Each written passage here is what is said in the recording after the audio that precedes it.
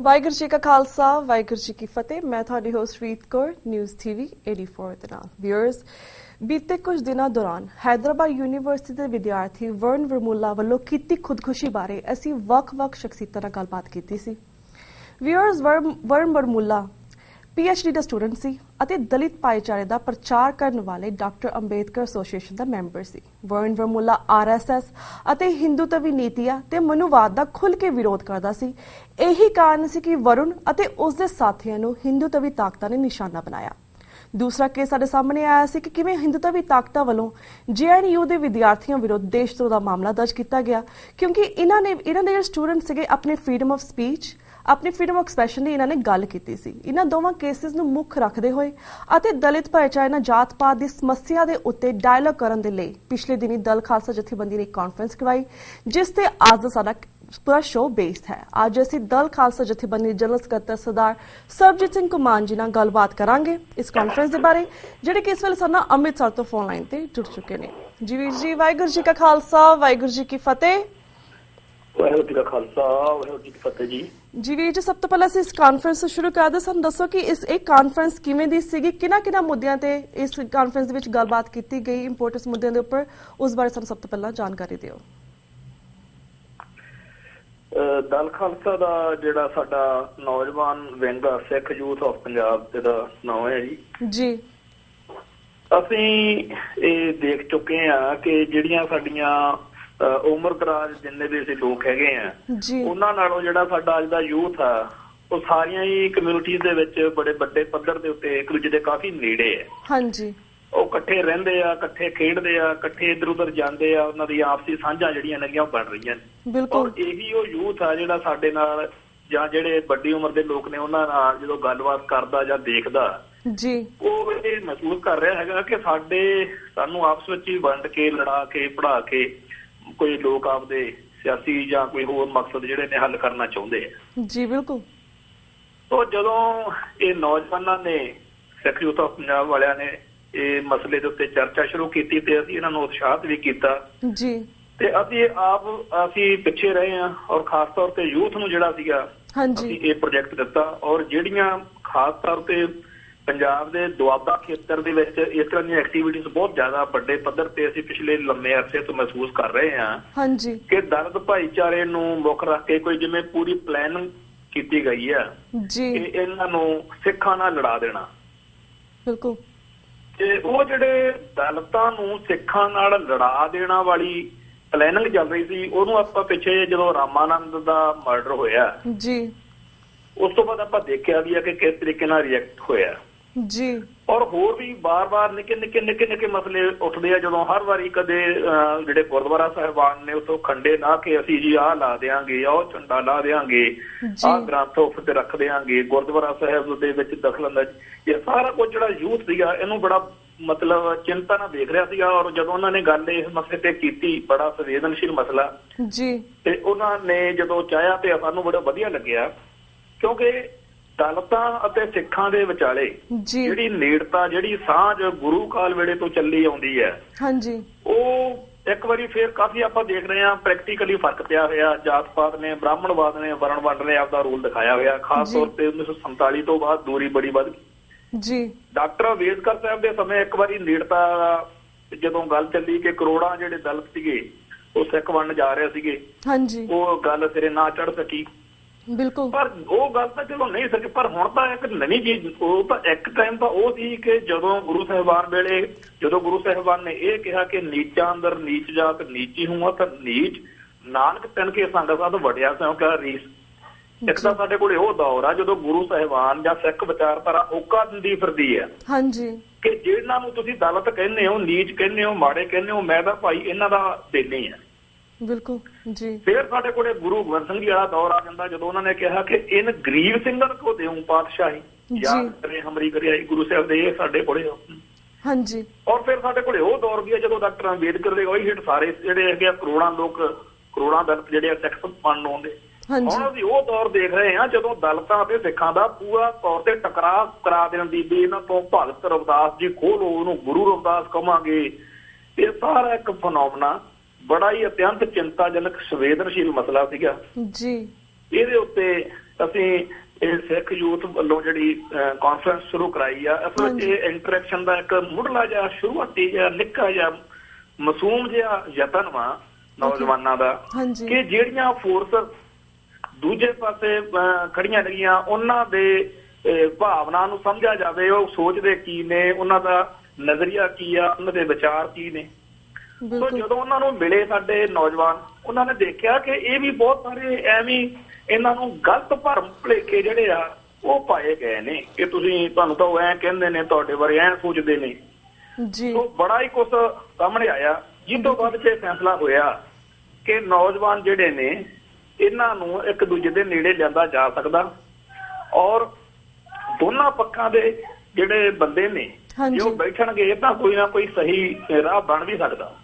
ਸੋ ਉਹ ਬਣਨ ਦਾ ਮਾਹੌਲ ਤਿਆਰ ਹੋਇਆ ਵਾ। ਇਸ ਸੈਮੀਨਾਰ ਦੇ ਵਿੱਚ ਅਸੀਂ ਖੁੱਲੇ ਦਿਲ ਦੇ ਨਾਲ ਉਹਨਾਂ ਨੂੰ ਕਿਹਾ ਕਿ ਬੇਸ਼ੱਕ ਦੀ ਤੁਸੀਂ ਸ਼੍ਰੀ ਗੁਰੂ ਰਵਿਦਾਸ ਜੀ ਕਹੀ ਜਾਓ, ਕਿਉਂਕਿ ਸਾਡੇ ਸਿੱਖ ਆਸਪੈਕਟ ਤੋਂ ਤਾਂ ਅਸੀਂ ਭਗਤ ਰਵਿਦਾਸ ਜੀ ਕਹਿੰਦੇ ਆ।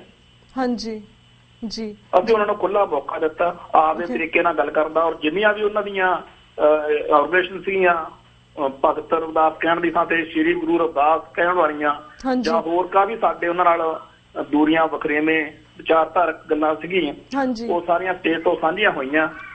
ਮੈਂ ਸਮਝਦਾ ਹਾਂ ਕਿ ਬਹੁਤ ਹੀ ਚੰਗਾ ਇੱਕ ਐਫਰਟ ਹੋਇਆ ਵਾ, ਲੀਡ ਤਾਂ ਵਧੀਆ।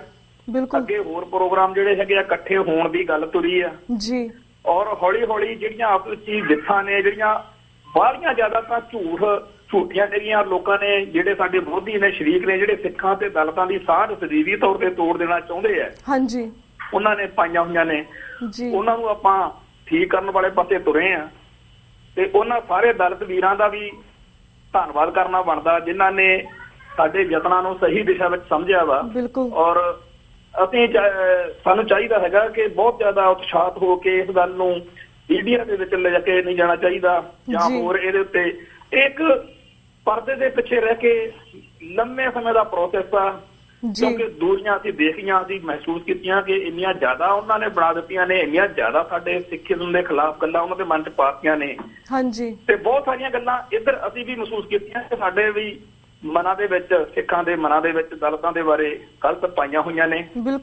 ਸੋ ਮੈਂ ਇਹ ਸਮਝਦਾ ਕਿ ਗੁਰੂ ਸਾਹਿਬ ਨੇ ਆਪਣੇ ਤੇ ਕਿਰਪਾ ਕੀਤੀ ਆ ਕਿ ਅਜੇ ਵੀ ਸਹੀ ਤਰੀਕੇ ਦੇ ਸਹੀ ਟਾਈਮ ਦੇ ਉੱਤੇ ਗੱਲ ਜਿਹੜੀ ਆ ਉਹ ਚੱਲਦੀ ਹੈ। ਬਿਲਕੁਲ ਵੀਰ ਜੀ। ਫਰਸਟ ਥਿੰਗ ਫਰਸਟ, ਜਿਹੜਾ ਇਹ ਪ੍ਰੋਜੈਕਟ ਹੈ, ਸਭ ਤੋਂ ਪਹਿਲਾਂ ਤਾਂ ਅਸੀਂ ਕਹਿਣਾ ਚਾਹਾਂਗੇ ਕਿ ਇਹ ਬਹੁਤ ਚੰਗਾ ਉਪਰਾਲਾ ਕੀਤਾ ਗਿਆ ਹੈਗਾ ਵਾ ਤੁਹਾਡੀ ਜਥੇਬੰਦੀ ਵੱਲੋਂ ਤਾਂ ਸਿੱਖ ਯੂਥ ਆਫ ਪੰਜਾਬ ਵੱਲੋਂ। ਸੈਕਿੰਡ ਥਿੰਗ ਇਜ਼, ਜਿਸ ਤੋਂ ਤੁਸੀਂ ਗੱਲ ਕੀਤੀ ਹੈ ਕਿ ਪਲੈਨਿੰਗ ਹੋ ਰਹੀ ਹੈ ਕਿ ਸਿੱਖਾਂ ਨੂੰ ਦਲਿਤਾਂ ਨਾਲ ਲੜਾਉਣ ਦੀ ਜਾਂ ਫਿਰ ਪ੍ਰੋਬਲਮ ਕਰਨ ਦੀ ਜਾਂ ਫਿਰ ਸੈਪਰੇਟ ਕਰਨ ਦੀ, ਪਰ ਜਿਸ ਤਰ੍ਹਾਂ ਇਹ ਪਲੈਨਿੰਗ ਆ ਇਹ ਤਾਂ ਅੱਜ ਤੋਂ 100 ਸਾਲ ਪਹਿਲਾਂ ਜੋ ਉਸ ਤੋਂ ਪਹਿਲਾਂ ਦੀ ਹੋ ਰਹੀ ਸੀ। ਬਿਕੋਜ਼ ਜਿਸ ਤਰ੍ਹਾਂ ਡਾਕਟਰ ਅੰਬੇਦਕਰ ਸੀਗੇ, ਤੁਸੀਂ ਆਪ ਦੱਸਿਆ ਕਿ ਉਹ ਸਿੱਖ ਬਣਨਾ ਚਾਹੁੰਦੇ ਸੀ, ਜਿਹੜੇ ਆਪਣੇ ਨਾਲ ਦੇ ਮੈਂਬਰ ਸੀਗੇ ਉਹਨੂੰ ਸਿੱਖ ਬਣਾਉਣਾ ਚਾਹੁੰਦੇ ਸੀ। ਈਵਨ ਦੋ ਉਹਨਾਂ ਨੇ ਆਪਣੇ ਭਤੀਜੇ ਨੂੰ ਅੰਮ੍ਰਿਤ ਛਕਾ ਦਿੱਤਾ ਸੀਗਾ, ਪਰ ਬਾਕੀ ਜਿਹੜੇ ਸਿੱਖ ਵਿਰੋਧੀ ਤਾਕਤਾਂ ਸੀਗੀਆਂ ਜਾਂ ਜਿਹੜੇ ਸਰਦਾਰੀ ਖੁੱਸਦੀ ਪਈ ਸੀ ਨਜ਼ਰ ਆਉਂਦੀ ਸੀ, ਉਹਨਾਂ ਨੇ ਇਹਨਾਂ ਨੂੰ ਸਿੱਖ ਬਣਨ ਨਹੀਂ ਦਿੱਤਾ, ਜਿਹਦੇ ਵਿੱਚ ਮਾਸਟਰ ਤਾਰਾ ਸਿੰਘ ਵੀ ਸੀਗੇ, ਮਹਾਤਮਾ ਗਾਂਧੀ ਆਦਿ ਸ਼ਖਸੀਅਤਾਂ ਸਾਰੀਆਂ ਸ਼ਾਮਲ ਸੀਗੀਆਂ। ਇਹ 100 ਸਾਲਾਂ ਦਾ ਪ੍ਰੋਸੈਸ ਹੈ। ਆਈ ਨੋ ਕਿ ਅਸੀਂ ਜਾਤ ਪਾਤ ਦੇ ਵਿੱਚ ਵੰਡੇ ਗਏ ਆ, ਪਰ ਇਹ ਜਿਹੜੀ ਹੁਣ ਵੰਡ ਹੈਗੀ ਹੈ ਇੰਨੀ 100 ਸਾਲਾਂ ਤੁਹਾਨੂੰ ਲੱਗਦਾ ਕਿ ਈਜ਼ੀਲੀ ਇਹਨਾਂ ਥੋੜੇ ਦਿਨਾਂ ਦੇ ਵਿੱਚ ਠੀਕ ਹੋ ਜਾਏਗੀ? ਕਿਉਂਕਿ ਇੱਥੇ ਈਵਨ ਅਮਰੀਕਾ ਦੇ ਵਿੱਚ ਵੀ ਐਸੇ ਬਹੁਤ ਸਾਰੇ ਗੁਰਦੁਆਰੇ ਨੇ ਜਿਹਦੇ ਵਿੱਚ ਅਸੀਂ ਜਾਂਦੇ ਹਾਂ, ਜਿਹਦੇ ਵਿੱਚ ਜੱਟਾਂ ਦੇ ਗੁਰਦੁਆਰੇ ਨੇ, ਰਵਿਦਾਸੀਆਂ ਦੇ ਗੁਰਦੁਆਰੇ ਨੇ। ਰਵਿਦਾਸ ਵਾਲੇ ਗੁਰਦੁਆਰੇ, ਜੱਟਾਂ ਦੇ ਗੁਰਦੁਆਰੇ ਦੇ ਵਿੱਚ ਲੋਕ ਨਹੀਂ ਜਾਂਦੇ, ਨਾ ਵੋਟ ਪਾ ਸਕਦੇ ਆ। ਜੱਟਾਂ ਦੇ ਗੁਰਦੁਆਰੇ ਤੇ ਰਵਿਦਾਸ ਗੁਰਦੁਆਰੇ ਦੇ ਵਿੱਚ ਨਾ ਜਾਂਦੇ, ਨਾ ਹੀ ਉਹ ਵੋਟ ਪਾ ਸਕਦੇ ਆ। ਇਹ ਜਿਹੜੇ ਬਾਹਰ ਦੇ ਦੇਸ਼ਾਂ ਦੇ ਵਿੱਚ, ਪੰਜਾਬ ਦੇ ਵਿੱਚ ਜਿਹੜੀ ਇੰਨੀ ਗੰਦੀ ਚੀਜ਼ ਚੱਲ ਪਈ ਹੈ ਜਾਤ ਪਾਤ ਦੀ, ਇਸ ਤੋਂ ਤੁਹਾਨੂੰ ਕੀ ਲੱਗਦਾ ਕਿ ਕਿੰਨੇ ਸਾਲਾਂ ਤੱਕ ਤੁਹਾਨੂੰ ਕੀ ਲੱਗਦਾ ਸਾਨੂੰ ਹੋਰ ਕਿਹੜੇ ਉਪਰਾਲੇ ਕਰਨੇ ਚਾਹੀਦੇ ਇਹਨਾਂ ਚੀਜ਼ਾਂ ਤੋਂ ਨਿਕਲਣ ਦੇ ਲਈ? ਦੇਖੋ, ਜਿਹੜੀ ਕਾਸਟਿਜ਼ਮ ਆ, ਵਰਣ ਵੰਡ ਤੇ ਕਾਸਟਿਜ਼ਮ, ਇਹ ਦੋ ਚੀਜ਼ਾਂ ਨੇ। ਇੱਕ ਤਾਂ ਵਰਣ ਨੇਗੇ ਜਿਹੜੇ ਹਿੰਦੂਇਜ਼ਮ ਨੇ 4 ਵਰਣ ਬਣਾਏ ਆ ਜੀ, ਫਿਰ ਉਸ ਤੋਂ ਅੱਗੇ ਹੈਗੀਆਂ ਜਾਤਾਂ। ਇਹ ਦੋਨੀਆਂ ਚੀਜ਼ਾਂ ਹਿੰਦੂ ਧਰਮ ਦੀ ਉਹਦੀ ਜਾਨ ਆ, ਉਹਦੀ ਇਹ ਸ਼ਾਨ ਆ, ਉਹਦਾ ਇਹ ਥੰਮ ਆ ਤੇ ਉਹਦਾ ਇਹ ਗੁਣ ਆ। ਸਿੱਖ ਧਰਮ ਨੇ ਇਸ ਚੀਜ਼ ਨੂੰ ਰਿਜੈਕਟ ਕੀਤਾ, ਰੱਦ ਕੀਤਾ, ਔਰ ਆਪਾਂ ਨੂੰ ਪਤਾ ਕਿ ਇਸ ਚੀਜ਼ ਦੇ ਖਿਲਾਫ ਵੀ ਇਹ ਸਿੱਖਾਂ ਦੇ ਉੱਤੇ ਜਿਹੜੀ ਇਹ ਚੀਜ਼ ਹੈਗੀ ਆ, ਸਾਡੇ ਕੋਲ ਅਨੇਕਾਂ ਹੀ ਅੰਗਰੇਜ਼ ਤੇ ਹੋਰ ਫਲਸਫਰਾਂ ਦੇ ਲਿਖਤੀ ਬਿਆਨ ਪਏ ਨੇ ਕਿ ਹਿੰਦੂਇਜ਼ਮ ਨੂੰ ਬੜਾ ਇਸ ਗੱਲ ਸਿੱਖਾਂ ਦੇ ਉੱਤੇ ਕਿ ਇਹਨਾਂ ਨੇ ਜੀ ਸਾਡੀ ਇਹ ਕਾਸਟ ਸਿਸਟਮ ਨੂੰ ਹਿੱਟ ਕੀਤਾ। ਬਿਲਕੁਲ। ਸੋ ਬਹੁਤ ਸਾਰੇ ਇਤਿਹਾਸਕ ਗਵਾਹ ਨੇ ਲੰਮੀ ਉਹਦੇ ਵਾਸਤੇ ਖੋਜ ਦੀ ਲੋੜ ਆ ਕਿ ਦੁਬਾਰਾ ਕਿਵੇਂ ਇਹ ਚੀਜ਼ ਸਾਡੇ 'ਚ ਆਈ। ਇੱਕ ਪਾਸੇ ਤਾਂ ਅਸੀਂ ਕਹਿੰਦੇ ਆ ਕਿ ਜਦੋਂ ਪੰਜ ਪਿਆਰੇ ਸਾਜਣ ਦੀ ਗੱਲ ਆਈ ਉਦੋਂ ਇੰਨੀ ਜਿਹੜੀ ਸੀ ਚੜ੍ਹਦੀ ਕਲਾ ਹੋ ਚੁੱਕੀ ਸੀ ਕਿ ਚਾਰ ਜਿਹੜੇ ਪੰਜ ਪਿਆਰਿਆਂ ਦੇ ਵਿੱਚੋਂ ਸਿੰਘ ਨੇ ਉਹ ਉਹਨਾਂ ਜਾਤਾਂ ਚੋਂ ਜਿਨ੍ਹਾਂ ਨੂੰ ਬ੍ਰਾਹਮਣ ਸ਼ੂਦਰ ਕਹਿੰਦਾ ਸੀ ਤੇ ਨੀਚ ਜਾਤੀਆਂ ਕਹਿੰਦਾ ਸੀ। ਬਿਲਕੁਲ ਜੀ। ਤੇ ਉਹ ਟਾਈਮ ਅਕਸਰ ਨੂੰ ਗੁਰੂ ਸਾਹਿਬਾਨ ਨੇ ਜਿਹੜੇ 10 ਗੁਰੂ ਸਾਹਿਬਾਨ ਦੀ ਪੂਰੀ ਜਿਹੜੀ ਮਿਹਨਤ ਆ ਸਮਾਂ ਲੱਗਿਆ ਵਿਚਾਰ ਭਾਰਕ ਪਕਿਆਈ ਲਈ ਸਮਾਂ ਲੱਗਿਆ ਉਹਦੇ ਰਿਜ਼ਲਟ ਸੀ ਨਾ ਕਿ ਜਦੋਂ ਸੀਸ ਮੰਗੇ ਗਏ ਤਾਂ ਚਾਰ ਉਹਨਾਂ ਚੋਂ ਉੱਠ ਕੇ ਆਉਂਦੇ ਆ ਜਿਨ੍ਹਾਂ ਨੂੰ ਸ਼ੂਦਰ ਕਹਿੰਦੇ ਆ। ਹਾਂਜੀ। ਫਿਰ ਉਸ ਤੋਂ ਬਾਅਦ ਵਿੱਚ ਗੁਰੂ ਸਾਹਿਬਾਨ ਦਾ ਇੱਕ ਵਚਨ ਜਿਹੜਾ ਮੈਂ ਪਹਿਲਾਂ ਵੀ ਕਹਿ ਕੇ ਹਟਿਆ ਦਸ਼ਮੇਸ਼ ਪਾਤਸ਼ਾਹ ਦਾ ਕਿ ਇਨ ਗਰੀਬ ਸਿੰਘਣ ਕਿਉਂ ਦੇਊ ਪਾਤਸ਼ਾਹੀ। ਗੁਰੂ ਦੇ ਸਾਜੇ ਨਵਾਜੇ ਖਾਲਸੇ ਨੂੰ ਉਹਨਾਂ ਸਿੰਘਾਂ ਨੂੰ ਗੁਰੂ ਦੀ ਇਸ ਗੱਲ ਦਾ ਇੰਨਾ ਜ਼ਿਆਦਾ ਕਲੀਅਰਲੀ ਪਤਾ ਸੀ ਕਿ ਇਹ ਗੱਲ ਅਸੀਂ ਕਿਵੇਂ ਲਾਗੂ ਕਰਨੀ ਆ ਕਿ ਉਹਨਾਂ ਨੇ ਕਮਾਲ ਕਰਤੀ। ਜਦੋਂ ਬਾਬਾ ਬੰਦਾ ਸਿੰਘ ਬਹਾਦਰ ਦੀ ਅਗਵਾਈ ਹੇਠ ਸਿੱਖਾਂ ਦੇ ਹੱਥ ਰਾਜਸੀ ਸੱਤਾ ਆਈ ਸਭ ਤੋਂ ਉੱਚੀਆਂ ਸੀਟਾਂ ਦੇ ਉੱਤੇ ਉਹਨਾਂ ਨੇ ਉਹਨਾਂ ਸਿੰਘਾਂ ਨੂੰ ਬਿਠਾਇਆ ਜਿਨ੍ਹਾਂ ਨੂੰ ਬ੍ਰਾਹਮਣਵਾਦ ਸ਼ੂਦਰ ਕਹਿੰਦਾ ਸੀ, ਮਾੜੇ ਕਹਿੰਦਾ ਸੀ, ਨੀਚ ਕਹਿੰਦਾ ਸੀ, ਘਟੀਆ ਕਹਿੰਦਾ ਸੀ। ਇਹ ਗਰੀਬ ਸਿੰਘਾਂ ਕਿਉਂ ਦੇਊ ਪਾਤਸ਼ਾਹੀ ਵਾਲਾ ਫਾਰਮੂਲਾ ਜਾਂ ਵਚਨ ਗੁਰੂ ਸਾਹਿਬ ਦਾ ਉਦੋਂ ਲਾਗੂ ਕੀਤਾ ਔਰ ਮਿਸਲਾਂ ਦੇ ਦੌਰ ਤੱਕ ਹਰ ਪੱਖ ਤੋਂ ਕਿਉਂਕਿ ਕਲਗੀਧਰ ਪਾਤਸ਼ਾਹ ਦੀ ਜਾਂ ਗੁਰੂ ਸਾਹਿਬਾਨ ਦੀ ਸੋਚ ਨੂੰ ਪ੍ਰਣਾਏ ਹੋਏ ਸਿੰਘ ਉਦੋਂ ਹਾਜ਼ਰ ਸੀਗੇ। ਉਹਨਾਂ ਨੇ ਹਰ ਤਰੀਕੇ ਨਾਲ ਇਹਨੂੰ ਲਾਗੂ ਰੱਖਿਆ ਔਰ ਹਰ ਸਰਦਾਰੀ ਦੇ ਮੌਕੇ ਹਰ ਜਿਹੜੀ ਚੀਜ਼ ਦੀ ਵੰਡ ਮੌਕੇ ਪਹਿਲ ਜਿਹੜੀ ਸੀਗੀ ਉਹਨਾਂ ਨੂੰ ਦਿੱਤੀ ਗਈ ਜਿਨ੍ਹਾਂ ਨੂੰ ਬ੍ਰਾਹਮਣਵਾਦ ਹੇਠਲੇ ਦਰਜੇ ਦੇ ਕਹਿੰਦਾ ਸੀ। ਸਮੱਸਿਆ ਖੜੀ ਹੁੰਦੀ ਆ ਜਦੋਂ ਮਿਸਲਾਂ ਦਾ ਕਾਲ ਖਤਮ ਹੁੰਦਾ ਜਾ ਰਿਹਾ ਸੀ ਔਰ ਮਹਾਰਾਜਾ ਰਣਜੀਤ ਸਿੰਘ ਤੇ ਸਿੱਖ ਰਿਆਸਤਾਂ ਜਿਹੜੀਆਂ ਸੀ ਸ਼ੁਰੂ ਹੋ ਰਹੀਆਂ ਸੀ ਉਦੋਂ ਅਸੀਂ ਦੁਬਾਰਾ ਬ੍ਰਾਹਮਣਵਾਦ ਦਾ ਤੇ ਇਹੋ ਜਿਹੀਆਂ ਮਾੜੀਆਂ ਗੱਲਾਂ ਜਿਹੜੀਆਂ ਅੱਜ ਸਾਡੇ ਸਿਖਰ ਤੇ ਸਿਰ ਤੇ ਚੜ੍ਹ ਕੇ ਬਹਿ ਰਹੀਆਂ ਨੇ ਉਹਨਾਂ ਦੀ ਐਂਟਰੀ ਸਾਡੇ ਸਮਾਜ ਵਿੱਚ ਹੋਈ ਆ। ਉਹ ਚਲੋ ਲੰਮੀ ਗੱਲ ਆ ਕਿ ਕਿਵੇਂ ਹੋਈ। ਮੈਂ ਮੁੱਖ ਦੀ ਗੱਲ ਇਹ ਕਰਾਂ ਕਿ ਹੁਣ ਆਪਾਂ ਨੂੰ ਇਹ ਮੰਨ ਲੈਣਾ ਚਾਹੀਦਾ ਕਿ ਸਿੱਖ ਧਰਮ ਦਾ ਬਿਲਕੁਲ ਉਲਟ ਜਿਹੜੀ ਚੀਜ਼ ਆ ਜਾਤ ਵਰਨ ਇਹ ਇਸ ਟਾਈਮ ਪੂਰੀ ਤਰ੍ਹਾਂ ਸਾਡੇ ਸਮਾਜ ਵਿੱਚ ਆ ਚੁੱਕੀ ਆ ਤੇ ਇਹਨਾਂ ਚੀਜ਼ਾਂ ਦੇ ਉੱਤੇ ਅੱਖਾਂ ਦੀ ਕੇ ਕੰਮ ਨਹੀਂ ਜੇ ਚੱਲਣਾ। ਪਹਿਲਾਂ ਤਾਂ ਮੰਨੀਏ ਕਿ ਬਿਮਾਰੀ ਆ ਚੁੱਕੀ ਆ। ਬਿਲਕੁਲ। ਦੂਜਾ ਇਹ ਗੱਲ ਹੈਗਾ ਕਿ ਇਹਨਾਂ ਚੀਜ਼ਾਂ ਦੇ ਹੱਕ 'ਚ ਖੜਨ ਵਾਲਾ ਬੰਦਾ ਸਿੱਖੀ ਦਾ ਦੁਸ਼ਮਣ ਆ ਇਹਨਾਂ ਚੀਜ਼ਾਂ ਦਾ ਨਖੇਧ ਕਰਨ ਵਾਲਾ ਖਿਲਾਫ ਡਟਣ ਵਾਲਾ ਬੰਦਾ ਸਿੱਖੀ ਦੀ ਚੜ੍ਹਦੀ ਕਲਾ ਲੋਚਦਾ। ਜਦੋਂ ਜਿੰਨਾ ਟਾਈਮ ਸਾਡੀਆਂ ਸਿੱਖ ਸੰਸਥਾਵਾਂ ਤੇ ਸਾਡੇ ਹਰ ਸਿੱਖ ਮਨ 'ਚ ਅਸੀਂ ਇਹ ਵਿਚਾਰਧਾਰਾ ਇਹ ਧੱਕੇ ਨਾਲ ਜਾਂ ਜ਼ਬਰ ਜ਼ੁਲਮ ਨਾਲ ਜਾਂ ਕੋਈ ਹੈਂਕੜਬਾਜ਼ੀ ਨਾਲ ਨਹੀਂ ਇਹ ਗੱਲ ਬੰਨਾਂ 'ਚ ਵੜੀ ਜਾਣੀ। ਸਾਨੂੰ ਫਖਰ ਹੋਣਾ ਚਾਹੀਦਾ ਕਿ ਜਿਹੜੀ ਇਸ ਟਾਈਮ ਦੀ ਯੰਗ ਏਜ ਆ ਸਿੱਖ ਯੂਥ ਉਹਨੂੰ ਇਸ ਗੱਲ ਨਾਲ ਬਹੁਤ ਬੜੀ ਬੜੀ ਚਿੰਤਾ ਹੋ ਰਹੀ ਹੈ ਕਿ ਜਦੋਂ ਇਹ ਚੀਜ਼ ਹੈ ਹੀ ਬ੍ਰਾਹਮਣਾਂ ਦੀ ਆ ਇਹ ਹੈ ਹੀ ਸਾਡੀ ਚੀਜ਼ ਨਹੀਂ ਹੈਗੀ ਜਾਤ ਵਰਨ ਤੇ ਸਾਡੇ ਕਿਉਂ ਗੁਰਦੁਆਰੇ ਵੱਖੋ ਵੱਖਰੇ ਬਣ ਰਹੇ ਨੇ ਜਾਤਾਂ ਦੇ ਕਿਉਂ ਸਾਡੇ ਸ਼ਮਸ਼ਾਨ ਘਾਟ ਵੱਖੋ ਵੱਖਰੇ ਨੇ ਤੇ ਉਹ ਜਿਹੜੀ ਚੀਜ਼ ਪੀੜ ਜਿਹੜੀ ਹੈਗੀ ਆ ਯੂਥ ਸਮਝ ਰਿਹਾ ਤੇ ਯੂਥ ਜਿਹੜਾ ਹੈਗਾ ਮੈਦਾਨ ਦੇ ਵਿੱਚ ਆਉਣ ਨੂੰ ਪੂਰੀ ਤਰ੍ਹਾਂ ਤਿਆਰ ਆ। ਮੈਂ ਇਹ ਸਮਝਦਾ ਹੈਗਾ ਕਿ ਜਿਵੇਂ ਇੱਥੇ ਆ ਸਿੱਖ ਯੂਥ ਆਫ ਪੰਜਾਬ ਨੇ ਪ੍ਰੋਗਰਾਮ ਕਰਾਇਆ ਇਸ ਤੋਂ ਬਾਅਦ ਵਿੱਚ ਜਿਸ ਤਰੀਕੇ ਨਾਲ ਥਾਂ ਥਾਂ ਤੋਂ ਅੱਡ ਅੱਡ ਮੁਲਕਾਂ ਚੋਂ ਸੋਸ਼ਲ ਮੀਡੀਆ ਦੇ ਰਾਹੀਂ ਜਾਂ ਹੋਰਨਾਂ ਢੰਗ ਤਰੀਕਿਆਂ ਦੇ ਰਾਹੀਂ ਲੋਕਾਂ ਨੇ ਯੂਥ ਨੇ ਖਾਸ ਤੌਰ ਦੇ ਉੱਤੇ ਇਹਨਾਂ ਨੂੰ ਅਪਰੋਚ ਕੀਤਾ ਯੂਥ ਨੂੰ ਸਾਡੇ ਨੌਜਵਾਨਾਂ ਨੂੰ ਔਰ ਪ੍ਰੋਗਰਾਮ ਦੇ ਲਈ ਦੱਸਿਆ ਕਿ ਸਾਨੂੰ ਸਹਾਇਤਾ ਕਰੋ। ਉਹ ਬਹੁਤ ਚੰਗੀ ਗੱਲ ਆ। ਆਪਾਂ ਇਹ ਸਮਝੀਏ ਕਿ ਇੱਕ ਸ਼ੁਰੂਆਤ ਹੋ ਗਈ ਆ ਸਮਾਂ ਲੱਗਦਾ ਹੁੰਦਾ ਇਹ ਸੁਧਾਰ ਜ਼ਰੂਰ ਹੋ ਕੇ ਰਹੇਗਾ। ਓਕੇ ਜਗਵੀਰ ਜੀ ਜਿਸ ਤਰ੍ਹਾਂ ਤੁਸੀਂ ਗੱਲ ਕੀਤੀ ਆ ਕਿ ਜਿਹੜੇ ਦਲਿਤ ਭਾਈਚਾਰਾ ਸਾਡੀ ਬਹੁਤ ਇੰਪੋਰਟੈਂਸ ਹੈ ਇਸ ਵੇਲੇ ਜਿਸ ਤਰ੍ਹਾਂ ਸਾਡੇ ਬਹੁਤ ਸਾਰੇ ਡਾਇਲੌਗਸ ਹੁੰਦੇ ਟਾਈਮ ਟੂ ਟਾਈਮ ਅਸੀਂ ਡਾਇਲੌਗਸ ਬੋਲਦੇ ਹਾਂ ਜਿਹੜੇ ਕਿ ਅਸੀਂ ਆਪਣਾ ਨੁਕਸਾਨ ਕਰਦੇ ਹਾਂ। ਮੈਨੂੰ ਕਹਿਣਾ ਤਾਂ ਨਹੀਂ ਚਾਹੀਦਾ ਪਰ ਕਿਸੇ ਬੰਦਾ ਕੋਈ ਚਮਕੀਲੀ ਚੀਜ਼ ਪਾਵੇ ਉਹਨੂੰ ਕਹਿ ਦਿੰਦੇ ਕਿ ਕਿਆ ਚੂੜ ਚਕੀਨੀ ਕੀਤੀ ਹੋਈ ਆ। ਸੋ ਅਸੀਂ ਦਲਿਤ ਭਾਈਚਾਰੇ ਨੂੰ ਆਪੇ ਟਾਈਮ ਦੇ ਨਾਲ ਅਸੀਂ ਦੂਰ ਕੀਤਾ ਆਪਣੇ ਤੋਂ ਅਸੀਂ ਆਪਣਾ ਨੁਕਸਾਨ ਅਸੀਂ ਆਪ ਹੀ ਕੀਤਾ ਸਿੱਖੀ ਦਾ ਨੁਕਸਾਨ। ਐਂਡ ਜਿਸ ਤਰ੍ਹਾਂ ਤੁਸੀਂ ਗੱਲ ਕੀਤੀ ਕਿ ਸਾਨੂੰ ਇਹਨਾਂ ਦੀ ਜ਼ਰੂਰਤ ਹੈ ਅਸੀਂ ਚਾਹਾਂਗੇ ਕਿ ਸਾਡੇ ਦਰਸ਼ਕਾਂ ਨੂੰ ਤੁਸੀਂ ਦੱਸੋ ਕਿ ਥਰੂ ਆਊਟ ਦਾ ਟਾਈਮ ਦਲਿਤ ਭਾਈਚਾਰੇ ਨੂੰ ਸਪੈਸ਼ਲੀ ਸਿੱਖਾਂ ਨੂੰ ਦਲਿਤ ਭਾਈਚਾਰੇ ਦੀ ਕਿਉਂ ਜ਼ਰੂਰਤ ਹੈ। ਮੈਂ ਇਹ ਕਹਿਣਾ ਚਾਹੁੰਦਾ ਮੈਂ ਜਿਹੜੀ ਕਿ ਹੁਣ ਤੱਕ ਗੱਲ ਛੇਤੀ ਕਿਤੇ ਨਹੀਂ ਲਿਆਂਦੀ ਪਰ ਅੱਜ ਇਸ ਪ੍ਰੋਗਰਾਮ ਦੇ ਰਾਹੀਂ ਮੈਂ ਸਾਹਮਣੇ ਲਿਆਉਣੀ ਚਾਹੁੰਦਾ ਜੀ ਉਹ ਇਹ ਹੈਗੀ ਆ ਕਿ 10 ਗੁਰੂ ਸਾਹਿਬਾਨ ਜਿਹੜੇ ਨੇ ਕੀ ਉਹ ਜੱਟਾਂ ਵਿੱਚੋਂ ਹੋਏ ਨੇ? ਨਹੀਂ, ਉਹ ਬੇਦੀ ਸੋਢੀ ਤਰੇਹਣ ਤੇ ਭੱਲੇ ਚਾਰੇ ਉਹ ਬਰਾਦਰੀਆਂ ਜਿਹੜੀਆਂ ਜੱਟ ਨਹੀਂ ਹੈਗੀਆਂ। ਬਿਲਕੁਲ ਜੀ। ਬਾਬਾ ਬੰਦਾ ਸਿੰਘ ਬਹਾਦਰ, ਸਰਦਾਰ ਜੱਸਾ ਸਿੰਘ ਆਹਲੂਵਾਲੀਆ ਜੀ, ਨਵਾਬ ਕਪੂਰ ਸਿੰਘ ਤੇ ਹੋਰ ਬਹੁਤ ਸਾਰੇ ਸਿੱਖ ਜਰਨੈਲ ਕੀ ਜੱਟ ਸੀਗੇ? ਨਹੀਂ। ਮੈਂ ਉਹਨਾਂ ਸਿੰਘਾਂ ਦੇ ਜਾਂ ਉਹਨਾਂ ਸੂਰਮਿਆਂ ਦੇ ਕੱਲੇ ਕੱਲੇ ਦੀ ਜਾਤ ਜਿਹੜੀ ਬ੍ਰਾਹਮਣ ਨੇ ਉਹਨੂੰ ਦਿੱਤੀ ਹੋਈ ਆ ਉਹ ਦੇ ਕੇ ਇਹ ਸਾਬਤ ਕਰਨ ਦੀ ਥਾਂ ਕਿ ਉਹ ਜਾਤ ਪਾਤ ਵਾਲੇ ਗੱਲ 'ਚ ਫੇਰ ਅਜਮਾ ਮੈਂ ਇਹ ਦੱਸਣਾ ਚਾਹੁੰਦਾ ਕਿ ਸਾਡਾ ਪਿਛਲੇ ਸਮੇਂ ਦੇ ਇਤਿਹਾਸ ਦੇ ਵਿੱਚ ਕਿਸੇ ਵੀ ਸੂਰਮੇ ਨੇ, ਚਾਹੇ ਉਹ ਜਤੀ ਤਪੀ ਆ, ਚਾਹੇ ਕਿਸੇ ਨੇ ਹੋਰ ਤਰੀਕੇ ਨਾਲ ਪੰਥ ਦੀ ਸੇਵਾ ਕੀਤੀ ਆ, ਉਹਨਾਂ ਨੇ ਇਹ ਸੋਚ ਕੇ ਸੇਵਾ ਨਹੀਂ ਕੀਤੀ ਕਿ ਉਹਦੀ ਜਾਤ ਛੋਟੀ ਆ ਜਾਂ ਵੱਡੀ ਆ, ਉਹਨੇ ਸਿੱਖ ਹੋ ਕੇ ਸੇਵਾ ਕੀਤੀ ਆ। ਮੈਂ ਆ ਜਿਹੜਾ ਹੁਣ ਸਾਡਾ ਸੰਘਰਸ਼ ਚੱਲ ਰਿਹਾ ਇਹਦੇ ਵਿੱਚ ਵੀ ਇਹ ਚੀਜ਼ ਦੇਖੀ ਆ ਕਿ ਜਦੋਂ ਅਸੀਂ ਘਰਾਂ ਚੋਂ ਨਿਕਲੇ ਆ ਕੌਮ ਦੀ ਸੇਵਾ ਲਈ, ਉਦੋਂ ਅਸੀਂ ਇਹ ਸੋਚ ਕੇ ਨਹੀਂ ਸੀ ਨਿਕਲੇ ਕਿ ਮੈਂ ਜੱਟ ਸਿੱਖ ਵਾਂ ਤਾਂ ਮੈਂ ਖਾਲਿਸਤਾਨ ਦੇ ਲਈ ਲੜਨਾ, ਜਾਂ ਮੈਂ ਸਿੱਖੀ ਦੇ ਦੁਸ਼ਮਣਾਂ ਦੇ ਖਿਲਾਫ ਤਾਂ ਲੜਨਾ, ਜਾਂ ਮੈਂ ਇਹ ਸੋਚ ਕੇ ਨਹੀਂ ਘਰੋਂ ਨਿਕਲਿਆ ਕੋਈ ਸਿੱਖ ਕਿ ਮੇਰੀ ਛੋਟੀ ਜਾਤ ਆ ਤੇ ਮੈਂ ਕੁਰਬਾਨੀ ਵੱਧ ਕਰਾਂ। ਮੈਂ ਇਹ ਦੱਸਣਾ ਚਾਹੁੰਦਾ ਕਿ ਆਪਾਂ ਸਾਰੇ ਬਹੁਤ ਵੱਡੇ ਇੱਕ ਛੜਯੰਤਰ ਦਾ, ਸਾਜ਼ਿਸ਼ ਦਾ ਸ਼ਿਕਾਰ ਹੋਏ ਲੋਕ ਆ। ਆਪਾਂ ਸਮਝੀਏ ਇੱਕ ਗੰਦੀ ਬਿਮਾਰੀ ਜਿਵੇਂ ਇੱਕ ਬਹੁਤ ਵੱਡੀ ਅਲਸਰ ਕੈਂਸਰ ਦੀ ਚੀਜ਼ ਹੁੰਦੀ ਹੈ, ਉਹਦੇ ਤੇ ਖੋਜਾਂ ਹੁੰਦੀਆਂ ਨੇ, ਫਿਰ ਉਹਦਾ ਇਲਾਜ ਲੱਭਿਆ ਜਾਂਦਾ।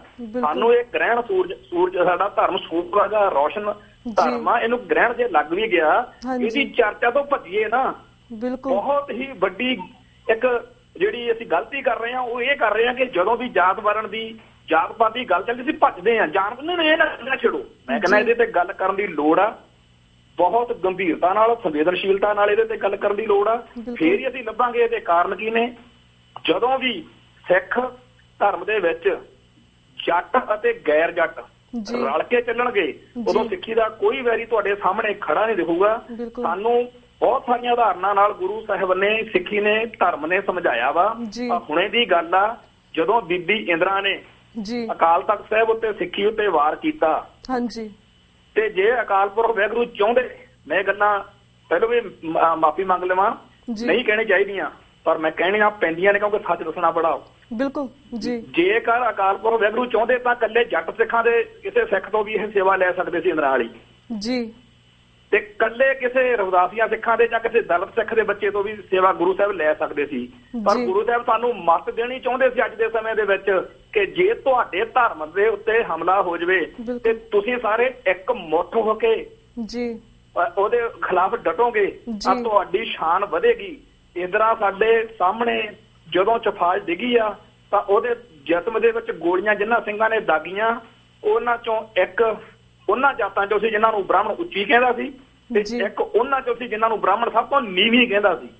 ਤੇ ਉਹ ਦੋਨਾਂ ਦੇ ਸਾਂਝੀ ਸ਼ਕਤੀ ਨੇ ਦੁਸ਼ਮਣ ਨੂੰ ਜਿਵੇਂ ਪਛਾੜਿਆ, ਉਹ ਸਾਨੂੰ ਇੱਕ ਮੱਤ ਦਿੱਤੀ ਜਾ ਰਹੀ ਆ ਕਿ ਆਪਦੇ ਅੱਡ-ਅੱਡ ਜਾਤਾਂ ਦੇ, ਆਪਦੇ ਅੱਡ-ਅੱਡ ਜਿਹੜੇ ਤੁਸੀਂ ਆ ਗੁਰਦੁਆਰੇ, ਸ਼ਮਸ਼ਾਨ ਘਾਟ ਤੇ ਹੋਰ ਜਿਹੜੇ ਦਿਨ ਤਿਉਹਾਰ ਵੱਖੋ ਵੱਖਰੇ ਬਣਾਉਣ ਤੁਰ ਪਏ ਹੋ, ਇਹ ਤੋਂ ਬਚੋ ਇਸ ਮਾੜੀ ਵਰਤੀ ਤੋਂ, ਨਹੀਂ ਤੁਹਾਡਾ ਦੁਸ਼ਮਣ ਇੰਦਰਾ ਨੂੰ ਤੁਹਾਡੇ ਤੇ ਠਾ ਜਾਊਗਾ, ਤੁਹਾਡੇ ਅਕਾਲ ਤਖਤ ਸਾਹਿਬ ਤੇ ਅਟੈਕ ਕਰਨ ਆ ਜਾਊਗਾ। ਤੇ ਜੇ ਰਲ ਕੇ ਚੱਲੋਗੇ ਤਾਂ ਕੋਈ ਦੁਸ਼ਮਣ, ਚਾਹੇ ਉਹ ਵਿਚਾਰਧਾਰਕ ਦੁਸ਼ਮਣ ਆ, ਚਾਹੇ ਉਹ ਕੋਈ ਹੋਰ ਤਰੀਕੇ ਦੀ ਦੁਸ਼ਮਣੀ ਆ, ਉਹ ਤੁਹਾਡੇ ਸਾਹਮਣੇ ਖੜ ਨਹੀਂ ਸਕੂਗਾ। ਮੈਂ ਇਹਨਾਂ ਸਿੱਖ ਸੰਘਰਸ਼ ਦੇ ਦਿਨਾਂ ਦੇ ਵਿੱਚ ਬਹੁਤ ਸਾਰੀਆਂ ਇਹੋ ਜਿਹੀਆਂ ਅਦੁੱਤੀਆਂ ਮਤਲਬ ਐਡੀਆਂ ਬੇਮਿਸਾਲ ਹਸਤੀਆਂ ਨਾਲ ਮੇਲ ਜੋਲ ਹੋਇਆ ਜਿਨ੍ਹਾਂ ਦੇ ਅੰਦਰੋਂ ਸਿੱਖੀ ਦੀ ਇਹ ਝਲਕ ਦੇਖੀ ਆ।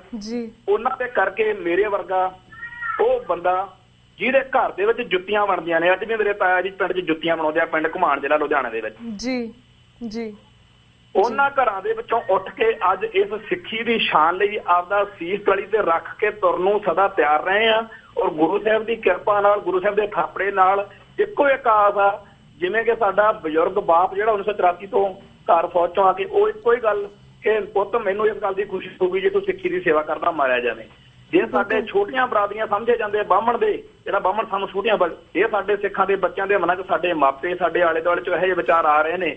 ਇਵੇਂ ਦੇ ਵਿਚਾਰ ਬਹੁਤ ਸਾਰੇ ਜੱਟ ਸਿੱਖ ਬੱਚਿਆਂ ਦੇ ਮਨਾਂ 'ਚ ਆ ਰਹੇ ਨੇ ਕਿ ਅਸੀਂ ਰਲ ਮਿਲ ਕੇ ਸਿੱਖੀ ਦੀ ਸੇਵਾ ਕਰਨੀ ਆ। ਉਹ ਜਿਹੜੀ ਪਿਛਲੀ ਪੀੜ੍ਹੀ ਨੇ ਕੁਛ ਗੜਬੜ ਗਲਤੀ ਕਰ ਲਈ ਆ, ਕੁਛ ਗੱਲਾਂ ਆ ਗਈਆਂ ਨੇ, ਉਹਦੇ ਖਿਲਾਫ ਇਸ ਟਾਈਮ ਬਹੁਤ ਵੱਡੇ ਪੱਧਰ ਦੇ ਉੱਤੇ ਲੋਕਾਂ ਦੇ ਮਨਾਂ 'ਚ ਜਾਗਰਤੀ ਆ ਰਹੀ ਆ, ਨੌਜਵਾਨੀ ਦੇ ਮਨਾਂ 'ਚ ਆ ਰਹੀ ਆ। ਉਹਨੂੰ ਆਪਾਂ ਜੀ ਆਇਆਂ ਕਹੀਏ, ਵੈਲਕਮ ਕਹੀਏ। ਸਮਾਂ ਜ਼ਰੂਰ ਲੱਗਦਾ ਹੁੰਦਾ, ਜਦੋਂ ਗਲਤ ਬਿਮਾਰੀ ਜਦੋਂ ਆ ਜਾਂਦੀ ਆ, ਆਉਂਦੀ ਆ, ਹੌਲੀ ਹੌਲੀ ਹੌਲੀ ਹੌਲੀ ਪੈਰ ਜਮਾ ਲੈਂਦੀ ਆ, ਪੂਰੇ ਜੰਮ ਗਏ ਆ ਪੈਰ, ਇਸ ਟਾਈਮ ਮੰਨ ਲੈਂਦੇ ਆ। ਪਰ ਜੇ ਨਾ ਬੋਲਾਂਗੇ, ਨਾ ਹੱਲ ਕਰਾਂਗੇ ਤਾਂ ਗੜਬੜ ਬਹੁਤ ਹੋਰ ਵਧੇਗੀ। ਤਾਂ ਆਪਾਂ ਆਸ ਕਰੀਏ ਕਿ ਵਾਹਿਗੁਰੂ ਕਿਰਪਾ ਜ਼ਰੂਰ ਕਰਨਗੇ। ਬਿਲਕੁਲ ਬਿਲਕੁਲ ਵੀਰ ਜੀ, ਅਸੀਂ ਅਸੀਂ ਵੀ ਇਸ ਚੀਜ਼ ਨੂੰ ਮਹਿਸੂਸ ਕਰਦੇ ਕਿ ਜਾਤ ਪਾਤ ਨੇ ਪੂਰੇ ਸਿੱਖ ਕੌਮ ਦੇ ਜਿਹੜੀ ਕੋੜ ਅੰਦਰ ਸ਼ੁਰੂ ਕਰ ਦਿੱਤੀ ਹੈ। ਇਸ ਦਾ ਇਲਾਜ ਹੋਣਾ ਹੀ ਚਾਹੀਦਾ। ਪਰ ਜਿਹੜੇ ਹੈਗੇ ਸਿੱਖ ਯੂਥ ਪੰਜਾਬ, ਉਹਨਾਂ ਦਾ ਉਪਰਾਲਾ ਜਿਹੜਾ ਹੈ, ਅਸੀਂ ਇਸ ਨੂੰ ਸ਼ਲਾਘਾਯੋਗ ਉਪਰਾਲਾ ਹੈ ਕਿ ਉਹਨਾਂ ਨੇ ਐਟਲੀਸਟ ਜਿਹੜਾ ਪਹਿਲਾ ਸਟੈਪ ਸੀਗਾ ਇਹਨਾਂ ਦੇ ਨਾਲ ਲਿੱਤਾ, ਦਲਿਤ ਪਰਿਵਾਰਾਂ ਦੇ ਨਾਲ, ਦਲਿਤ ਕਮਿਊਨਿਟੀ ਦੇ ਨਾਲ। ਪਰ ਅਸੀਂ ਚਾਹਾਂਗੇ ਕਿ ਸੂਨ ਜਿਹੜੇ ਸਿੱਖ, ਜਿਹੜੇ ਸਾਡੇ ਭਾਈਚਾਰੇ ਦੇ ਵਿੱਚ ਲੋਕ ਨੇ, ਸਪੈਸ਼ਲੀ ਆਪਾਂ ਦੇਖਦੇ ਜੱਟ ਪਰਿਵਾਰ ਦੇ ਜਿਹੜੇ ਨੇ, ਉਹ ਇਹਨਾਂ ਦੇ ਨਾਲ ਆਪਣੀ ਸਾਂਝ ਰੱਖਣ, ਕਿਉਂਕਿ ਇਹਨਾਂ ਦੇ ਨਾਲ ਕਈ ਵਾਰੀ ਮੈਂ ਐਗਜ਼ਾਮਪਲ ਦੇਣਾ ਚਾਹੁੰਦੀ ਕਿ ਵਿਆਹ ਵੀ ਨਹੀਂ ਹੁੰਦੇ ਕਾਫੀ ਸਾਰੇ ਦਲਿਤ ਪਰਿਵਾਰਾਂ ਦੇ ਨਾਲ। ਅਗਰ ਅਸੀਂ ਦੇਖਿਆ ਜਾਵੇ ਉੱਚੀ ਕਲਾਸ ਦੇ ਕਹਿੰਦੇ ਜਿਹੜੇ ਸਿੱਖ ਹੁੰਦੇ ਨੇ ਵਿਆਹ ਵੀ ਨਹੀਂ ਕਰਵਾਉਂਦੇ ਆਪਣੇ ਇਹਨਾਂ ਦੇ ਨਾਲ। ਈਵਨ ਮਹਾਰਾਜਾ ਪਟਿਆਲਾ ਨੇ ਡਾਕਟਰ ਅੰਬੇਦਕਰ ਦੇ ਨਾਲ ਆਪਣੀ ਧੀ ਵਿਆਹ ਨਹੀਂ। ਇੱਕ ਮਿੰਟ ਰੁਕੋ ਜੀ, ਮੈਂ ਇਹ ਦੱਸਣਾ ਨਹੀਂ ਸੀ ਚਾਹੁੰਦਾ ਕਦੇ ਵੀ, ਮੈਂ ਫਿਰ ਉਸੇ ਗੱਲ ਤੇ ਆ ਜਾਣਾ ਦੱਸਣਾ, ਪਰ ਜਵਾਬ ਜਿਹੜੇ ਨੇ ਉਹ ਰੁਕਦੇ ਨਹੀਂ। ਬਿਲਕੁਲ, ਮੇਰਾ ਵਿਆਹ ਜੀ ਇਸੇ ਤਰੀਕੇ ਨਾਲ ਹੋਇਆ ਔਰ ਮੇਰੀ ਜਿਹੜੀ ਵਿਆਹ ਦੀ ਆ ਸਾਰਿਆਂ ਨੂੰ ਖੁਸ਼ੀ ਹੋਈ ਆ ਪੰਥ ਨੂੰ ਕਿ ਇਹਨੇ ਜੇ ਸਿੱਖੀ ਦੇ ਵਿੱਚ ਜਿੰਨੀ ਕਿ ਮੇਰੇ ਤੋਂ ਕਮੜੇ ਰਮੜੇ ਤੋਂ ਸੇਵਾ ਹੋਈ ਆ ਉਹਨੂੰ ਪੰਥ ਨੇ ਮਾਣ ਦਿੱਤਾ। ਮੇਰਾ ਜਿਹੜਾ ਆਨੰਦ ਕਾਰਜ ਆ ਉਹ ਇਸੇ ਤਰੀਕੇ ਨਾਲ ਹੋਇਆ ਜਿਹਦੇ ਚ ਜਾਤ ਪਾਤ ਦਾ ਕੋਈ ਸਿਸਟਮ ਨਹੀਂ ਰੱਖਿਆ ਗਿਆ। ਜਿਨ੍ਹਾਂ ਨੂੰ ਸਭ ਤੋਂ ਉੱਚੇ ਕਿਹਾ ਜਾਂਦਾ ਉਹਨਾਂ ਉਸ ਪਰਿਵਾਰ ਦੇ ਵਿੱਚ ਮੇਰਾ ਜਿਹੜਾ ਅਗਲਿਆਂ ਨੇ ਆਨੰਦ ਕਾਰਜ ਸੱਚੇ ਪਾਤਸ਼ਾਹ ਨੇ ਗੁਰੂ ਸਾਹਿਬ ਦੀ ਕਿਰਪਾ ਨਾਲ ਹੋਇਆ। ਔਰ ਹੋਰ ਵੀ ਬਹੁਤ ਸਾਰੇ ਵੀਰਾਂ ਦੇ ਜਿਨ੍ਹਾਂ ਦੀ ਮਤਲਬ ਇਹ ਨਹੀਂ ਆ। ਪਰ ਮੈਂ ਇਹ ਕਹਿਣਾ ਚਾਹੁੰਦਾ, ਜਿੱਥੇ ਆਪਾਂ ਵੱਡੀਆਂ ਜਾਤਾਂ ਤੋਂ ਇਹ ਮੰਗ ਕਰਦੇ ਹਾਂ ਕਿ ਪਹਿਲਾਂ ਤੁਸੀਂ ਆਪਣੀਆਂ ਧੀਆਂ ਭੈਣਾਂ ਜਿਹੜੀਆਂ ਲੱਗੀਆਂ ਹੋਰਲੀ ਜਾਤਾਂ ਦੇ ਮੁੰਡਿਆਂ ਨਾਲ ਵਿਆਹੋ, ਆਪਾਂ ਹੇਠਲੀ ਜਾਤਾਂ ਬਰਾਦਰੀਆਂ ਨੂੰ ਵੀ ਇਹ ਮੱਤ ਦੇਣੀ ਪਊਗੀ ਕਿ ਇੰਟਰਕਾਸਟ ਮੈਰਿਜ, ਜਿਸ ਕਿ ਗੁਰੂ ਸਾਹਿਬਾਨ ਵੇਲੇ ਮੱਥੋ ਤੇ ਮਰਾਰੀ ਦਾ ਇੱਕ ਵਿਆਹ ਸਾਡੇ ਇਤਿਹਾਸ ਦੇ ਵਿੱਚ ਹੋਰ ਬਹੁਤ ਸਾਰੇ ਵਿਆਹਾਂ ਦੇ ਜ਼ਿਕਰ ਸਿੱਖ ਇਤਿਹਾਸ ਵਿੱਚ ਗੁਰੂ ਕਾਲ ਦੇ ਵੇਲੇ ਦੇ ਮਿਲਦੇ ਆ। ਉਹ ਸਾਨੂੰ ਗੁਰੂ ਸਾਹਿਬ ਨੇ ਇੱਕ ਪਹਿਲਾਂ ਹੀ ਰਾਹ ਦਿਖਾਇਆ ਹੋਇਆ ਕਿ ਇੰਟਰਕਾਸਟ ਮੈਰਿਜ ਜਿਹੜੀਆਂ ਲੱਗੀਆਂ ਉਹ ਸਭ ਤੋਂ ਵੱਧ ਇਸ ਚੀਜ਼ ਦਾ ਵਧੀਆ ਹੱਲ ਵਾ। ਬਿਲਕੁਲ ਬਿਲकुल ਵੀਰ ਜੀ ਕਾਫੀ ਲੰਬਾ ਟੌਪਿਕ ਹੈ। ਇਸ ਦੇ ਉੱਪਰ ਅਸੀਂ ਵਿਸ਼ੇਸ਼ ਗੱਲਬਾਤ ਅਸੀਂ ਚਾਹਾਂਗੇ ਕਿ ਦਲਿਤ ਭਾਈਚਾਰੇ ਦੇ ਵੀ ਕਿਸੇ ਇੰਪੋਰਟੈਂਟ ਆਗੂ ਨਾਲ ਵੀ ਗੱਲਬਾਤ ਕਰੀਏ। ਥੈਂਕ ਯੂ ਸੋ ਮਚ ਕਿ ਤੁਸੀਂ ਆਪਣਾ ਟਾਈਮ ਕੱਢ ਕੇ ਇਸ ਕਾਨਫਰੰਸ ਬਾਰੇ ਵੀ ਸਾਨੂੰ ਦੱਸਿਆ ਤੇ ਇਸ ਪੂਰਾ ਸਾਨੂੰ ਜਾਤ-ਪਾਤ ਦੇ ਬਾਰੇ ਵੀ ਜਾਣਕਾਰੀ ਦਿੱਤੀ। ਕਾਫੀ ਸਾਰੀ ਜਿਹੜੀ ਬਾਹਰ ਦੀ ਜਨਰੇਸ਼ਨ ਆ ਉਹਨਾਂ ਨੂੰ ਇਸ ਚੀਜ਼ ਦਾ ਪਤਾ ਨਹੀਂ ਹੈਗਾ। So thank you so much for the information. At the end ਵੀਰ ਜੀ, ਕਿਉਂਕਿ ਸਾਡੇ ਕੋਲ ਇੱਕ ਅੱਧਾ ਮਿੰਟ ਰਹਿ ਗਿਆ, ਜਿਸ ਤਰ੍ਹਾਂ ਹੈਦਰਾਬਾਦ ਯੂਨੀਵਰਸਿਟੀ ਜਿਹੜੇ ਵਰਨ ਵਰਮੂਲਾ ਸੀ ਜਾਂ DNU ਸਟੂਡੈਂਟ ਸੀਗੇ, ਇਹਨਾਂ ਦੀ ਹੈਲਪ ਕਰਨ ਦੇ ਲਈ ਸਿੱਖ ਯੂਥ ਆਫ ਪੰਜਾਬ ਜਾਂ ਫਿਰ ਦਲ ਖਾਲਸਾ ਇਸ ਵੇਲੇ ਕਿਹੜੇ ਉਪਰਾਲੇ ਕਰ ਰਿਹਾ ਜਾਂ ਫਿਰ ਕੁਝ ਕਰ ਰਿਹਾ, ਸਾਨੂੰ ਇਸ ਬਾਰੇ ਵੀ 1 ਮਿੰਟ ਦੇ ਅੰਦਰ ਜਾਣਕਾਰੀ ਦਿਓ। ਜਿਹੜੇ ਦਿੱਲੀ ਦੇ ਵਿੱਚ JNU ਵਾਲੇ ਸਟੂਡੈਂਟ ਨੇ ਜਾਂ ਉੱਥੇ ਹੈਦਰਾਬਾਦ ਵਿੱਚ ਜਿਹੜਾ ਕੁਛ ਹੋਇਆ ਇਹਨਾਂ ਉੱਥੇ ਜਿਹੜੀਆਂ ਐਕਟਿਵ ਹੋਏ ਹੋਏ ਨੇਗੇ ਆਪਣੇ ਉੱਥੇ ਦੇ ਲੋਕਲ ਜਿਹੜੇ ਨੇਗੇ ਉਹਨਾਂ ਨਾਲ ਜਿਹੜਾ ਹੈਗਾ ਰਾਬਤਾ ਬਣਿਆ ਹੋਇਆ ਆ ਤੇ ਅਸੀਂ ਸਾਰੇ ਇੱਕ ਚੀਜ਼ ਨੂੰ ਮਹਿਸੂਸ ਕਰ ਰਹੇ ਹਾਂ। ਉਹ ਵੀ ਤੇ ਮੈਂ ਵੀ ਉਹਨਾਂ ਨਾਲ ਸਾਡੀ ਗੱਲਬਾਤ ਹੁੰਦੀ ਹੈ ਜਦੋਂ ਕਿ ਇਸ ਟਾਈਮ ਜਿਹੜੀਆਂ ਬ੍ਰਾਹਮਣਵਾਦੀ ਫੋਰਸਸ ਨੇਗੀਆਂ ਉਹ ਸਮਝਦੀਆਂ ਨੇਗੀਆਂ ਕਿ ਮੋਦੀ ਸਰਕਾਰ ਦੇ ਹੁੰਦਿਆਂ ਅਸੀਂ ਬੜਾ ਖਨੀ ਵੱਡਾ ਕਿਲਾ ਢਾਹ ਲੈਣਾ ਹੈਗਾ ਤੇ ਉਹ ਜਿਹੜੀਆਂ ਸਾਰੇ ਭਾਰਤ ਦੀਆਂ ਜਿਹੜੀਆਂ ਦਬੀਆਂ ਕੁਚਲੀਆਂ ਦਾ ਦਰੜ ਕਹੀਆਂ ਜਾਂਦੀਆਂ, ਦਲਿਤ ਕਹੀਆਂ ਜਾਂਦੀਆਂ ਬਰਾਦਰੀਆਂ ਨੇਗੀਆਂ ਜਾਂ ਸਮਾਜ ਜਿਹੜਾ ਹੈਗਾ ਉਹ ਇਸ ਦੇ ਮੌਕੇ ਸਿੱਖ ਕੌਮ ਤੋਂ ਬਹੁਤ ਵੱਡੀ ਆਸ ਰੱਖਦਾ ਤੇ ਜਿੰਨਾ ਕੁ ਉਹਨਾਂ ਨਾਲ ਸਾਡੀ ਗੱਲਬਾਤ ਹੋਈ ਆ ਉਹਦੇ ਹਿਸਾਬ ਦੇ ਨਾਲ ਇਸ ਟਾਈਮ ਆਪਾਂ ਸਹੀ ਦਿਸ਼ਾ ਵਿੱਚ ਉਹਨਾਂ ਨਾਲ ਗੱਲ ਚੱਲ ਰਹੀ ਆ ਤੇ ਖਾਸ ਤੌਰ ਤੇ JNU ਵਾਲੇ ਜਿਹੜੇ ਵਿਦਿਆਰਥੀ ਆ ਉਮਰ ਖਾਲਦ ਵਗੈਰਾ ਹੋਣੀ, ਉਹਨਾਂ ਦੀਆਂ ਜ਼ਮਾਨਤਾਂ ਵਗੈਰਾ ਹੋਣੀਆਂ ਨੇਗੀਆਂ। ਹੋ ਸਕਿਆ ਤਾਂ ਉਹਨਾਂ ਨੂੰ ਇੱਥੇ ਜਾਂ ਉੱਥੇ ਜਾ ਕੇ ਅਗਲੇ ਜਿਹੜੇ ਭਵਿੱਖ ਦੇ ਵਿੱਚ ਉਹਨਾਂ ਦੇ ਨਾਲ ਨੇੜਤਾ ਬਣੂਗੀ। ਮੈਂ ਇਹ ਸਮਝਦਾ ਹੈਗਾ ਕਿ ਜਿਹੜੀ ਗੱਲ ਆਪਾਂ ਪਹਿਲਾਂ ਕਰਦੇ ਸੀ ਸਮੁੱਚੇ ਭਾਰਤ ਦੇ ਵਿੱਚ ਬ੍ਰਾਹਮਣਵਾਦ ਦੀ ਅਤੇ ਬ੍ਰਾਹਮਣਵਾਦ ਦੇ ਸ਼ਿਕਾਰ ਜਾਂ ਉਹ ਤੋਂ ਦੁਖੀ ਲੋਕਾਂ ਦੀ ਸਿੱਧੀ ਜਿਹੜੀ ਟਕਰਾਵ ਆ ਉਹ ਹੋਣ ਜਾ ਰਿਹਾ। ਇੱਕ ਨਵੇਂ ਇਨਕਲਾਬ ਦਾ ਦੌਰ ਵੱਧ ਰਿਹਾ। ਆਪਾਂ ਉਹਦੇ ਵਿੱਚ ਸਿੱਖਾਂ ਨੇ ਕੀ ਰੋਲ ਪਲੇ ਕਰਨਾ ਉਹ ਸਾਨੂੰ ਹੁਣ ਤੋਂ ਮਹਿਸੂਸ ਜਿਹੜਾ ਹੈਗਾ ਆਪਣੀ ਜ਼ਿੰਮੇਵਾਰੀ ਦਾ ਪਤਾ ਕਿ ਅਸੀਂ ਦਲ ਦੇ ਹੱਕ 'ਚ ਖੜੇ ਆ ਸਦਾ ਔਰ ਖੜਾਂਗੇ ਕਿਉਂਕਿ ਸਾਨੂੰ ਗੁਰੂ ਸਾਹਿਬਾਨ ਦੀ ਸਿੱਖਿਆ ਇਹ ਆ ਸਿੱਖੀ ਨੇ ਹਮੇਸ਼ਾ ਉਹਨਾਂ ਵੱਲ ਭੁਗਤਣਾ ਜਿਨ੍ਹਾਂ ਨਾਲ ਧੱਕਾ ਹੋ ਰਿਹਾ। ਜੁਰਮਾਨੇ ਦਾ ਜਿਹੜਾ ਵੱਧ ਕਰਨਾ, ਜੁਰਮਾਨੇ ਦੇ ਖਿਲਾਫ ਡਟਣਾ, ਜ਼ਾਲਮ ਦੇ ਖਿਲਾਫ ਖੜਨਾ, ਜ਼ੁਲਮ ਕਰਨ ਵਾਲੀ ਧਿਰ ਦੇ ਖਿਲਾਫ, ਅਤਿਆਚਾਰੀ ਧਿਰ ਦੇ ਖਿਲਾਫ ਖੜਨਾ ਸਿੱਖ ਵਿਚਾਰਧਾਰਾ ਸਿਖਾਉਂਦੀ ਆ ਤੇ ਉਹੀ ਆਪਾਂ ਕਰਾਂਗੇ। ਬਿਲਕੁਲ ਵੀਰ ਜੀ ਤੁਹਾਡਾ ਬਹੁਤ ਬਹੁਤ ਧੰਨਵਾਦ ਤੁਹਾਡੇ ਟਾਈਮ ਦੇ ਲਈ। ਹੁਣ ਅਸੀਂ ਤੁਹਾਡੇ ਕੋਲ ਇਜਾਜ਼ਤ ਲੈਣੇ, ਸਾਡਾ ਵਕਤ ਸਮਾਪਤੀ ਵੱਲ ਜਾ ਰਿਹਾ। Thank you so much. Waheguru ji ਕਾ ਖਾਲਸਾ, ਵਾਹਿਗੁਰੂ ਜੀ ਕੀ ਫਤਿਹ। ਵੀਰ ਜੀ ਵਿਊਅਰਸ, ਇਸ ਦੇ ਨਾਲ ਅਸੀਂ ਤੁਹਾਡੇ ਕੋਲ ਇਜਾਜ਼ਤ ਲੈਣੇ ਆ। ਕੱਲ ਨੂੰ ਮਿਲਾਂਗੇ ਸੇਮ ਟਾਈਮ ਸੇਮ ਸ਼ੋਅ ਤੇ। ਤਦ ਤੱਕ ਲਈ ਵਾਹਿਗੁਰੂ ਜੀ ਕਾ ਖਾਲਸਾ, ਵਾਹਿਗੁਰੂ ਜੀ ਕੀ ਫਤਿਹ।